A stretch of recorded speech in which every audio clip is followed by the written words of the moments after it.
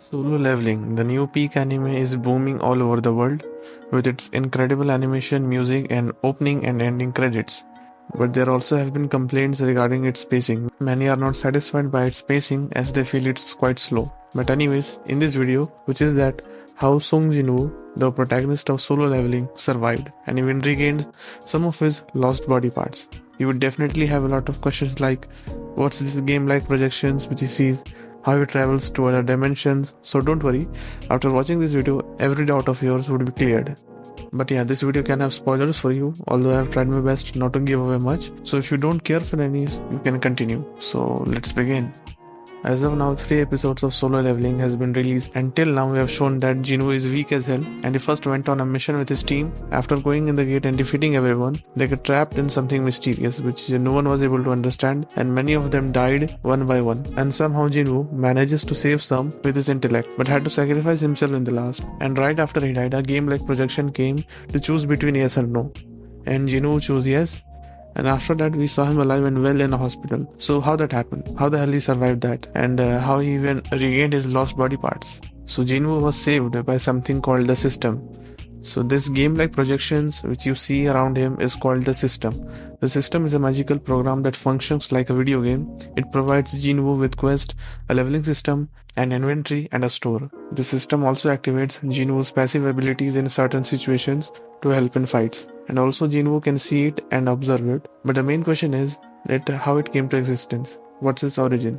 So the system was created by the architect, who is also the main antagonist of Solo Leveling. He made the system to help create a human vessel that can absorb full powers. The architect set it up as a video game to help the human adjust through the process. The system gives Jinwoo the ability to level up in strength and turn anyone he kills into a loyal minion. A loyal minion is called a shadow. The system gives Sung Jinwoo the power to turn any beast he kills into a loyal minion. The shadows are fiercely loyal to the Shadow Monarch, even if they were enemies when they were alive. They can even override his orders in certain situations. The system also gives Jinwoo access to passive abilities such as longevity and regeneration. And talking about the architect, then he is the major antagonist in Solo Leveling. The architect is the hidden boss of the double dungeon and the moderator of the system. The god statue is the final boss of the double dungeon. The architect is a ruler who has defected and his goals don't align with the other rulers.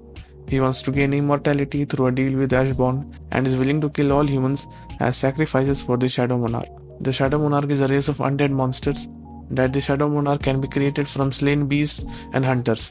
The Shadow Monarch is also known as the King of the Dead, and the first Shadow Monarch is Ashbourne, also known as the greatest fragment of brilliant light. Ashbourne is one of the most powerful beings in the series, and Ashbourne is the former monarch of the shadows and the King of Dead. He is also known as the Great Fragment of Brilliant Light and is one of the most powerful beings in the series.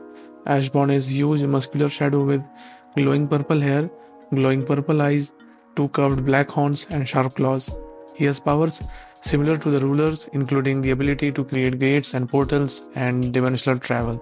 The architect and Ashbourne have a deal to find a suitable vessel for Ashbourne's powers. The architect agrees to find a vessel for Ashbourne's powers in exchange for an imperishable body. Ashbourne chooses Jinwoo to be his host, and the architect trains Jinwoo to be strong enough to withstand Ashbourne's powers. And that's the reason how Jinwoo survived such heavy blows. Although of course he himself agreed to it, but he was on the verge of death. Anyone would agree to it in that type of situation. And after this, we all know that the system has started training Sung Jinwoo to become stronger. And of course, this is just the beginning, there is a lot more to come.